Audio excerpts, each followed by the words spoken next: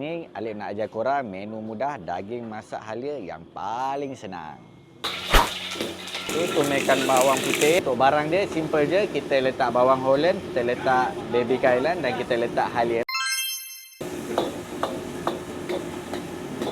Itu kita letakkan sos tiram, air garam dan juga penambah rasa.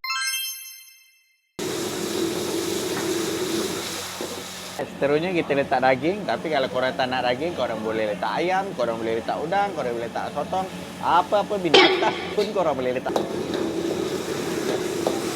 So kalau korang nak pedas, korang boleh letak cili api. Kalau tak nak pedas, tak payah letak. Baik, sedia untuk dihidang.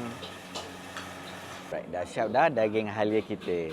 So, kalau korang tak tahu nak masak ataupun korang malas masak, korang boleh datang kat Johan Seafood. Kita tolong masakkan untuk korang. So, korang jangan lupa like, follow, komen dan share untuk tahu menu yang seterusnya.